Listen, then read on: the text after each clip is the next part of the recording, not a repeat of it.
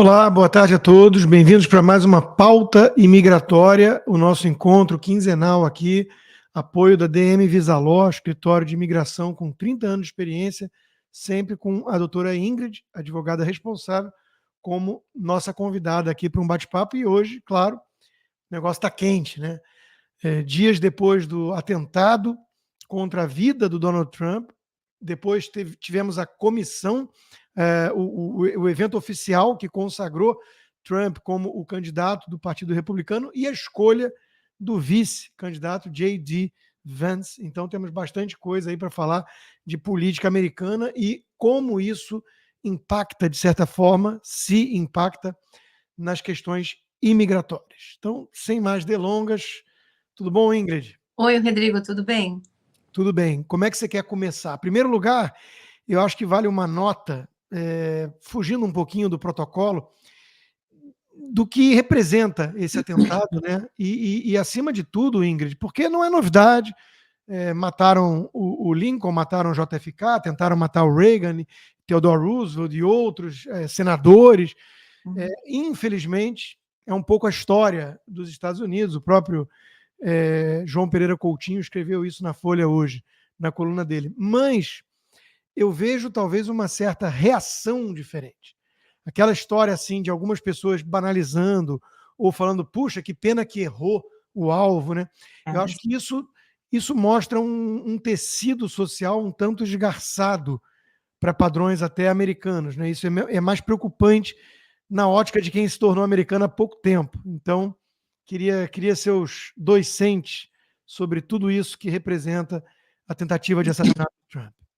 Olha, primeiro que eu acho que os nossos pensamentos, as nossas orações têm que estar também com essa família que perdeu um pai, né? Um pai, um esposo, um filho, literalmente ele salvou a esposa e a filha, e os outros dois que foram atingidos também, além do presidente Trump. O que acontece, Rodrigo, isso realmente me abalou muito, porque eu me lembro perfeitamente quando o presidente, agora fica a minha idade, né? Quando o presidente Kennedy foi assassinado, eu sei exatamente onde eu estava, quando o presidente Reagan foi atingido, e outras pessoas, outros políticos, eu me lembro de todos, e isso marca a pessoa. Eu acho o seguinte, que o clima, lembrando sempre que a expressão da pessoa, a liberdade de se expressar, é algo muito importante para o americano. Sempre foi e sempre vai ser. Mas chega um ponto quando a sua livre expressão pode causar caos nesse nível, isso que preocupa. As pessoas que não são a favor do presidente Trump sempre criticam aquela forma dele. Ele é uma pessoa agressiva, uma pessoa, assim, não quero dizer grossa, mas ele é aquilo que você vê, é o que ele é. Ele realmente ele fala o que pensa. Se ele não gosta de você, você vai saber. Se ele gosta, ele vai te respeitar. Então, ele tem uma opinião muito forte sobre as pessoas que passam pela vida dele. Mas em nenhum momento eu presenciei ou ouvi nada vindo dele, ou da administração dele, ou das pessoas que trabalham com ele, para invocar ou tentar induzir alguém que mate alguém. E recentemente, nos últimos 3 anos, temos ouvido muito de jornalistas americanos falando coisas que talvez uma pessoa, talvez como eu e você, uma pessoa inteligente, entenda que a semântica pode ser que eles querem dizer algo ou não, mas para uma pessoa, talvez que não tenha um certo nível, pode ser um aviso, um alerta, um incentivo para fazer algo como aconteceu. Eu não sei o que passou na cabeça desse jovem, eu não sei quem que foi que induziu ele, mas quando se ouve um presidente atual falar, que agora você vai ter que traduzir, nós temos que manter President Trump in the bullseye. Bullseye é aquele símbolo vermelhinho e branco. É o centro do alvo. É o centro do alvo. Então, quando eu ouço alguém falar, he's in the bullseye, isso quer dizer que aquela pessoa está pronta para ser atacada. Então, isso para mim me assustou muito quando eu ouvi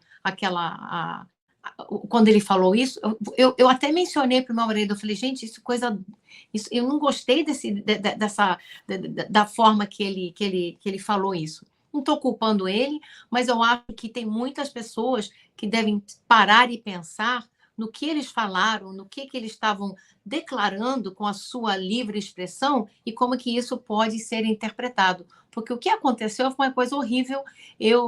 Talvez as pessoas não acreditam, eu acredito muito em Deus. Eu tenho certeza que ele virou a cabeça dele um milissegundo e foi o que salvou a vida dele, porque se ele tivesse mantido aquela postura, ele não estaria hoje aqui. E é uma coisa muito, muito séria, Rodrigo. O país agora está realmente numa situação de recuperação moral, uma recuperação emocional e também de confiança em vários setores do governo. E eu achei a nota do próprio Trump, ele soltou depois 2 notas, eu achei num tom muito adequado, Uhum. falando em união, agradecendo a Deus por estar salvo, lamentando a morte do Corey, Uhum. e tudo mais. E a da Melania eu achei também muito Muito comovente, porque ela lembra o seguinte: por trás do político, que todo mundo olha, já família. começaram avaliações de que agora ele garantiu a vitória e tudo. Tem uma família, né? Uma família e um filho que quase viu o pai morrer na frente dele. Uhum, E por uhum. milagre está salvo. Então, eu E acho que ele esse tem que ser o tom, E em né? nenhum momento, o que eu achei muito legal é que em nenhum momento, muitas pessoas estão criticando o Secret Service, muita gente, por várias razões. Mas em nenhum momento, nem ele nem a família dele falaram abertamente, não, isso foi um erro. Não, ao contrário, eles agradeceram muito a proteção que eles forneceram para eles. E eu achei isso muito, muito importante da parte dele, essa postura. Agora, quanto ao Secret Service, eu não sei se muitas pessoas sabem, houve um pedido do time do presidente Trump e também do candidato Kennedy pedindo Isso. a proteção do Secret Service. Eles negaram a proteção para o Kennedy. Imagina, uma pessoa cujo pai foi assassinado, o tio foi assassinado, e ele não tem a proteção do Secret Service como um possível candidato. Tudo bem, ele não vai ganhar, mas ele mereceria, na minha opinião, ter essa proteção durante as eleições. E também o presidente Trump pediu uma proteção adicional e foi negado pelo Mayorkas, porque é o Mayorkas do Homeland Security que domina e que manda no Secret Service. Eu achei isso muito impactante, eles não aumentarem a segurança, sabendo o clima que está o país. Sim, e de novo, né, na melhor das hipóteses, porque só existem 2 alternativas. Na melhor das hipóteses, foi uma incompetência muito grande do Secret Service. Sim. Muito grande. Agora lá está a chefe, aquela que deu uma entrevista, que antes trabalhava na Pepsi, né? E deu uma entrevista falando que tinha que ter 30% de cota, tinha que Uhum. ter uma Bom, mulher, quer dizer, isso é um assunto, realmente. levando uma agenda identitária em vez de meritocrática para dentro do serviço secreto. Aí colocou a desculpa que não tinha gente lá porque o telhado era inclinado. Poxa vida, quando você olha o telhado de onde o serviço secreto atirou no assassino, era mais inclinado. Então, não faz nenhum sentido, né? Não. A gente começa a desconfiar e as teorias da conspiração, elas são alimentadas disso, da pouca transparência, da incompetência, das informações desencontradas do Estado. Né? Então, de novo, eu não descarto a hipótese de cumplicidade, em alguém infiltrado, mas, na melhor das hipóteses, uma baita incompetência. E a gente sempre vai trabalhar no campo do hipotético, né? Mas, assim, o mundo e, com certeza, os Estados Unidos viveram a um inch de um caos, sei lá o que teria Muito, acontecido. Tem muito. muita gente apontando, né? Vejam, tentaram matar o candidato da direita.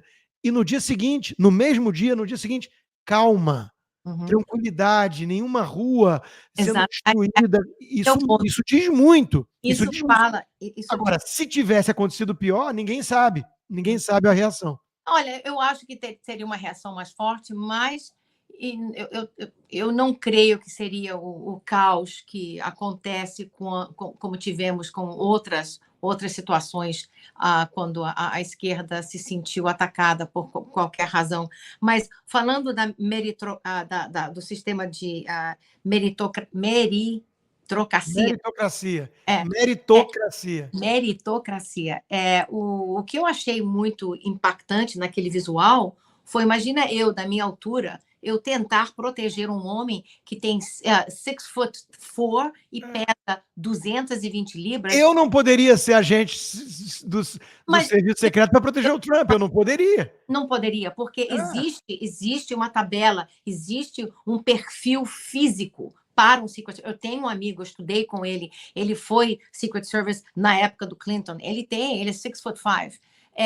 Eu não poderia ser um Secret Service, a não ser que fosse agora, porque agora o que eu acho errado, eu acho que todo o trabalho de todo mundo você deve ser escolhido baseado na sua capacidade, no seu talento, não no fato que eu sou uma mulher e eu tenho que preencher um vácuo. Eu não quero, com todo respeito a elas, eu acho que elas poderiam ser Secret Service, e são de crianças junto com um homem, de uma mulher junto com um homem, mas eu não quero alguém como elas protegendo nem o meu filho, nem o meu marido, que também é alto como o presidente Trump.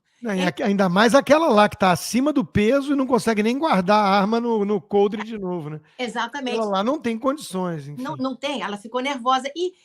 Eu sou mulher, eu entendo que tem certo. Eu tenho limitações. Talvez vão me criticar por isso. Too bad. Eu falo o que eu penso. Eu sei as minhas limitações. Eu não posso pular em cima de você e te prender, Rodrigo. Eu não posso atingir o Patrick, que você conhece ele, e tentar imobilizar ele, por mais forte que eu fosse. Eu não posso proteger um homem enorme. E, além do mais, o DNA nosso é completamente diferente. Não interessa o que as pessoas falam. O emocional do homem e da mulher, naquela hora, o homem tem aquele instinto, é um instinto de proteger. Você é pai, você tem aquele instinto, provado por aquele homem que pulou em cima da mulher dele e do filho. A mãe, eu tenho o instinto de proteger os meus filhos. Agora, eu não sei se eu teria o instinto de pular em cima de um homem para tentar salvar a vida dele. Porque o que vai passar na minha cabeça naquele minuto, Ingrid, meu Deus, meus filhos estão em casa, o que eu faço? E se eu morrer? Quem vai cuidar deles? Isso que passa na cabeça de uma mãe, na minha opinião. Sim. Não, e o Corey, esse que faleceu, ele morreu como herói, claro, né? Ele era bombeiro voluntário, Ele é um chefe. engenheiro de formação, bombeiro voluntário, frequentador das missas aos domingos. E eu fiquei pensando sobre isso, né? Para a narrativa da turma mais à esquerda, progressista, ele seria uma espécie de ícone da masculinidade tóxica, né? Católico, homem, grande, forte, bombeiro, defensor do Trump, apoiador do Trump. Na verdade, olha só, né? É um herói, né? O cara se sacrificou para proteger as filhas, a família. Então... Ele representa tudo que a esquerda agora está tentando abafar, que é um homem forte, um alfa male, né? Que segundo a esquerda é um afronto às mulheres. Eu não penso assim, mas infelizmente isso é o que está acontecendo hoje. Mas Vamos trazer então para a nossa pauta. Vamos trazer para a nossa pauta tudo isso que está acontecendo, a escolha do vice. Queria a sua opinião também, do J.D. Vance. Por um acaso, ontem eu fui ver Hillbilly Elegy. É um filme maravilhoso, eu não tinha lido o livro. É maravilhoso, uma história inspiradora, né, de mérito individual, de alguém que correu atrás contra todos os odds, contra todas as probabilidades de uma família desestruturada, uma mãe drogada, pobre, e ele virou um cara de sucesso na carreira, formado em summa cum laude na Law de Yale, carreira de sucesso, senador de Ohio e com 39 anos agora, vice-presidente na chapa do Trump. Né? Então, o American Dream, né? O American Dream. E curioso, Ingrid, que esse filme foi mal avaliado pelos especialistas, pela crítica, né, dos tomatos lá, e o público adorou, né? Tanto que foi um sucesso. Então, me parece que é uma escolha de quem não está se preocupando tanto com a questão dos votos, acho que está confiante da vitória. Ele não agrega tanto voto, assim, na minha opinião. Talvez em alguns swing states ali, Michigan, Pensilvânia, por causa da visão mais protecionista que ele tem na economia, não sei.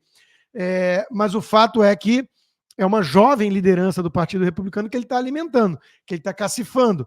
E até de uma forma, me parece, abnegada, né? Porque não está com inveja de uma concorrência, ele é um cara mais velho, ele está permitindo espaço para os novos, né?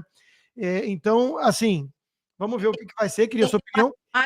E depois amarrar como é que isso tudo impacta a sua área, a questão imigratória. Eu acho o J.D. Vance fantástico. Eu conheço a história dele. Eu morei quase 8 anos em Ohio. Conheço muito bem o perfil da pessoa de Ohio, o perfil do Midwest. Eu vivi, eu estudei lá, meu filho nasceu lá. Conheço muito bem Ohio. E ele é formado pela The Ohio State, que tem que falar certo, The Ohio State, que é a universidade mais famosa de Ohio. É uma comunidade muito, muito forte, muito chegada. Mas a história do J.D. é a história de todas das pessoas que, segundo o Partido Democrático. Calma que deve ter entrado alguma ligação. Quando acontece isso, normalmente é alguma ligação. Ingrid, você caiu. Será que foi ligação? Deixa eu avisar ela aqui pelo WhatsApp. Caiu. Eu vou derrubar ela, vamos ver se ela volta. Então deixa eu dar meus dois. Acho que já voltou. Não. O Vance era um crítico ferrenho do Trump. Era um never Trumper lá em 2016 e muita gente vai explorar isso. Voltou.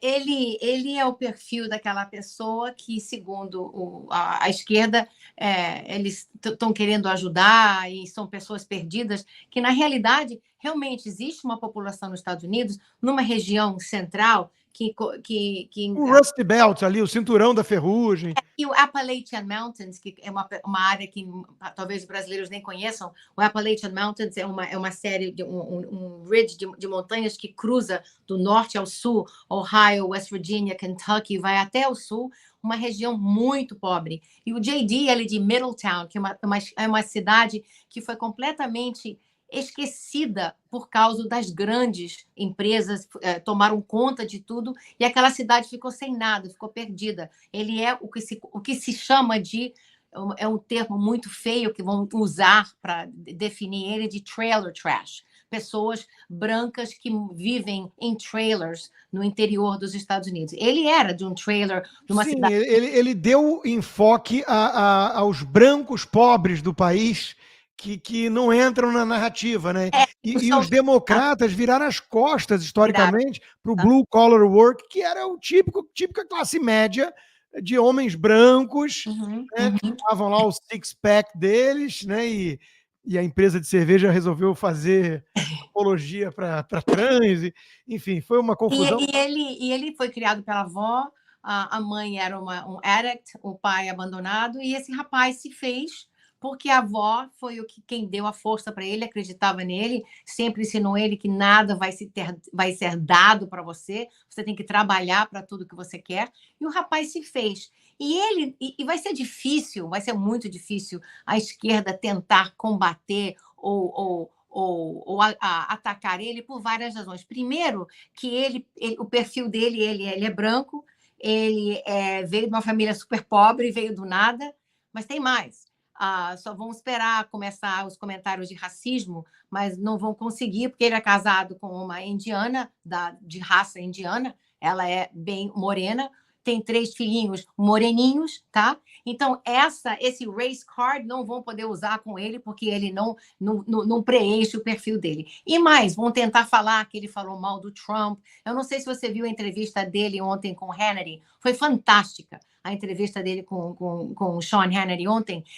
O Sean perguntou para ele, mas você falou em 2015 ou 2016 que você era never Trump, nunca Trump, nunca Trump. Ele falou, falei, não tenho vergonha de falar. Mas a beleza do ser humano é você reconhecer que você tinha uma opinião que não estava bem formada, que você não tinha todas as informações, e depois eu alterei, pesquisei e conheci o homem, e agora eu sei quem é. Então, eu não vou negar o que eu disse ou o que não disse, eu vou falar com qualquer pessoa que me pergunta. Então, a entrevista dele foi fantástica, ele fala muito bem, ele é muito inteligente. Ele debatendo com a Kamala Harris vai ser covardia, vai ser uma... Não, eu vou comprar pipoca, porque esse debate vai ser realmente, se tiver, né? Não sabemos o que vai acontecer. Essa acusação de que ele é pró-Rússia não bate, tá? Não bate. Ele é crítico da ajuda ilimitada e sem tanta transparência, o ponto de chegada, qual é a estratégia do governo Biden para a Ucrânia, para o Zelensky. Tem gente tentando distorcer isso, eu sei até no Brasil, né, xará meu, tentando distorcer isso para dizer que ele é um ativo do Kremlin, assim como o Putin fazem essa acusação, né, de que o Trump é um ativo do Kremlin. O conluio com a Rússia. Meu Deus do céu, pelo amor de Deus, gente.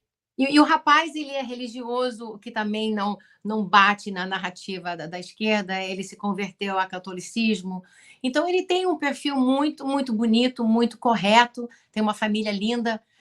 Eu quero ver os ataques, o que vai vir, sem dúvida. O Joe Biden já falou que ele é um clone do Trump, né? O ataque que vão fazer é que ele é ainda mais radical em algumas pautas. Ele é muito pró-vida, ele é contra aborto, ele não acena para essa seita ambientalista, essa histeria toda do aquecimento global que a Greta Thunberg disse que o mundo ia derreter há 5 anos atrás. Ele não liga muito para essas coisas. Ele está mais preocupado justamente com o dia a dia do trabalhador, do americano médio. Mas essa é a diferença. O Trump e esse rapaz, o J.D. Vance, eles são o perfeito exemplo do americano que quer cuidar do seu país. E quando se fala cuidar do seu país, inclui todos aqueles que estão aqui legalmente, imigrantes como eu e você. Eu me sinto que eu estou sendo protegida porque eu estou num país onde uma pessoa que foi presidente e quer ser presidente, ele quer o melhor para o país dele. Ele não precisa disso, Rodrigo. O cara é bilionário. Ele podia estar jogando golfe todo dia, podia estar no iate dele, curtindo os netos, os filhos. Ele não precisa disso. Ele não precisa. Então, ele é muito patriota.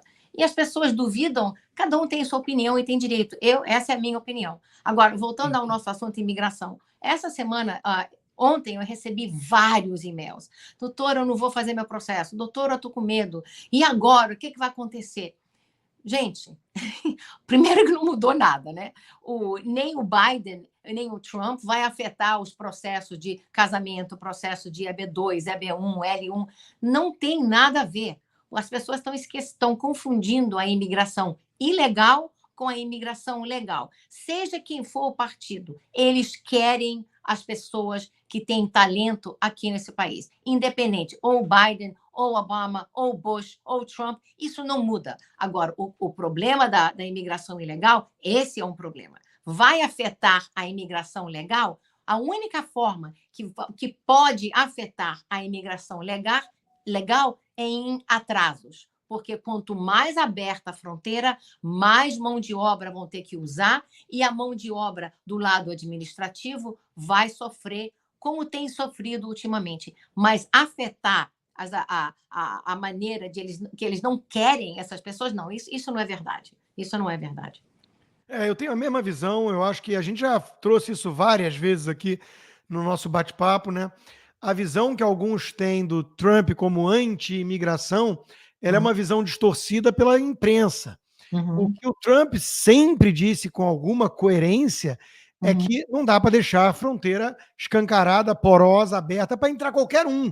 Inclusive, eu vi uma campanha muito, muito suja, aquelas que começam I am Joe Biden and I approve this message, ou seja, tem o carimbo do Biden, campanha oficial do partido, né? Começando a distorcer um monte de fala do Trump, dizendo assim, I hate those people. Aí eles pegam essa frase e falam, o Trump está dizendo que odeia negro. Meu Deus do céu, ele está imigrante, ele está falando daquele grupo lá, especificamente, o M13, sei lá o quê, que entra na fronteira americana e comete crimes, estupra, mata. É disso que ele estava falando, de forma muito específica. Aí ele fala, vai ter um banho de sangue se eu não for eleito. Mas você sabe, falando da questão econômica. Não, nem tanto da questão. Aquele bloodbath, sabe o que tinha a ver? Com a indústria automobilística. Era isso que ele estava se referindo, que vai ter um bloodbath, que muitas pessoas vão perder empregos. É isso que ele falou. É isso, questão econômica. Eles têm uma pegada mais protecionista na economia. Então, se for o caso, quiser fazer uma crítica pela ótica liberal clássica, eles têm uma visão mais populista econômica. Ok. Agora, com a questão imigratória, não. Eles não querem barrar imigrantes. Não. Eles querem qualificar quem entra, controlar e barrar a entrada de criminoso, gente desqualificada ou gente que não quer assimilar a cultura americana. Pô, a cultura do American Dream, da meritocracia, do foco no indivíduo, dos valores cristãos, do legado da civilização ocidental, né? É isso que eles não querem ver o que está acontecendo com a Europa hoje e reproduzir isso amanhã aqui. Eles estão vendo os problemas que isso está gerando na Europa. Isso não tem nada a ver com o brasileiro pensando em imigrar, aplicando para um dos vários vistos, EB2, seja lá o que for. Não tem nada a ver, nada, não vai ter nenhuma antipatia, não vai chegar tão pouco na ponta dos agentes de imigração que olham de forma técnica. Eu sei porque eu tenho lugar de fala. Olha, teve gente ainda que virou para mim e falou: o teu caso está demorando um pouco porque estão avaliando seu background político ideológico. Cheguei a conversar com a Ingrid mesmo falou: Rodrigo, não acredito nisso, seria muito improvável. E não era nada disso. Acabou que tinha lá uma pendência no negócio do IRS, que eles não identificaram um pagamento, aí atrasou um pouquinho. Mas o meu processo foi todo ele burocrático, técnico. A moça queria saber quantas vezes eu saí do país, porque tem uma quantidade permitida de dias, e eu estava longe de atingi-la. Queria saber, aí tem lá a provinha, né, as perguntas que cá entre nós, modéstia e as favas, é capaz de eu poder dar alguma aula para a gente da imigração sobre história americana, porque eu estudo, eu gosto desse troço, os Founding Fathers estão aqui, né, enfim, eu sou apaixonado pelo tema. E nada mais, uma coisa absolutamente técnica, então não existe isso, gente. Vai por mim, tá? Faz o processo com gente séria, te ajudando a preparar todo o seu processo, é um bom investimento, porque é o futuro seu em jogo. Apresenta seu case de maneira técnica, de maneira convincente, preenchendo os quesitos. Faz isso sem medo de paranoia, de histeria que a imprensa coloca com as suas narrativas. A essa altura do campeonato, né, Ingrid, se o sujeito ainda acredita na imprensa, na velha imprensa, ele está acreditando que o Trump caiu do palco. Ele está acreditando que tiraram o Trump porque ouviram barulhos parecidos com tiro. E todo mundo viu, né, o atentado. Eu vi algo isso em algum lugar, não me lembro que... CNN, Globo, ABC, you name it. Voltando ao JD, você me falou se ele pode trazer votos. Eu acho que o JD vai trazer para o Trump. Lógico, Ohio, que já está meio vermelho, já está mudando, mas Michigan, Pennsylvania, Wisconsin, Kentucky, West Virginia, aqueles estados ali no meio, Kansas, seja ele vermelho ou não, eu acho que nessas eleições muitas pessoas do nível econômico que era o J.D. Vance, essas pessoas vão sair em massa para votar, porque eles vão ver esse rapaz e é o ser humano, se ele pode, talvez eu possa, entendeu? Ele vai ser um exemplo. Eu queria só mencionar uma coisa para você. Você sabe quem são um grupo de influencers chamado The Cartier Brothers? Não. Depois eu vou te mandar, eu quero que você olhe. São um grupo de jovens negros que eram democratas, tá? E eles foram evoluindo nos últimos 4 ou 5 anos. Eles são todos de Louisiana, estudaram na faculdade em New Orleans, eram todos atletas. Se você vê a evolução do pensamento desses jovens, é algo assim incrível, Rodrigo.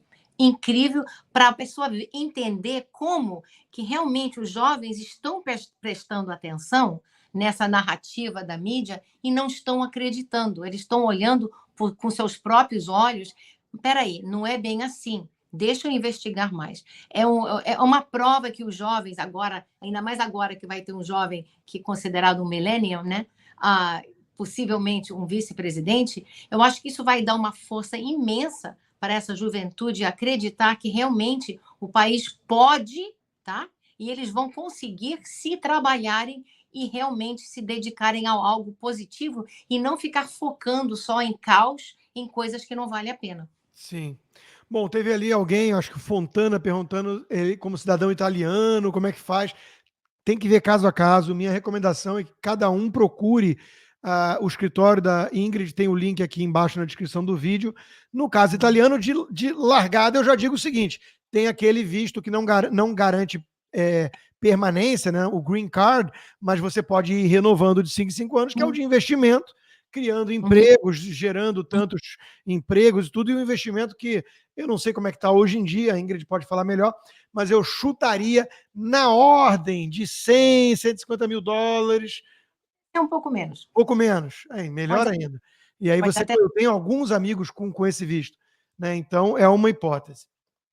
Mas eu só quero que as pessoas entendam que o clima o político não afeta as leis de imigração, uma, porque elas são codificadas, tá? E não tem como você inserir a opinião política nos casos imigratórios, não tem. As leis são claras, são preta e branca, o que pode ser a análise de cada caso, o oficial pode analisar, ele tem discrição em analisar e seguir ou o pé da letra ou sair fora e interpretar de outra forma.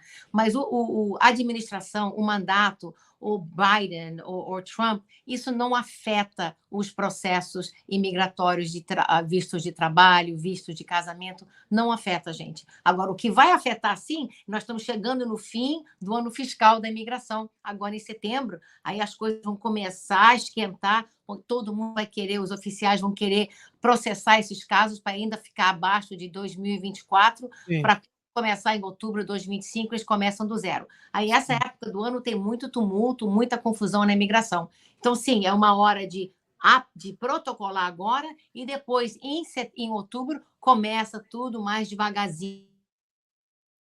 É isso aí, o timing. Caiu de novo, Ingrid. Não sei se entrou ligação ou não. Caiu de novo. Mas acho que ela já disse o que pretendia dizer, né? Não entrem em pânico, tá?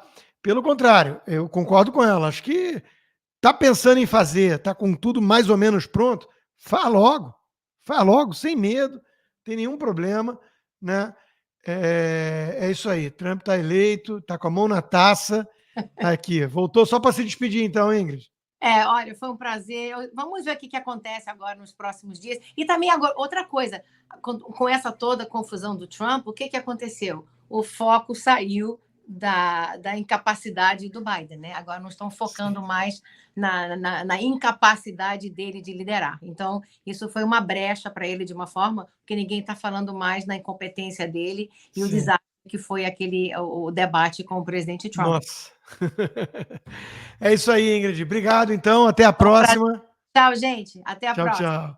Valeu, turma. Nos vemos já na live Tudo Consta, às 5 horas da tarde de Brasília. Valeu!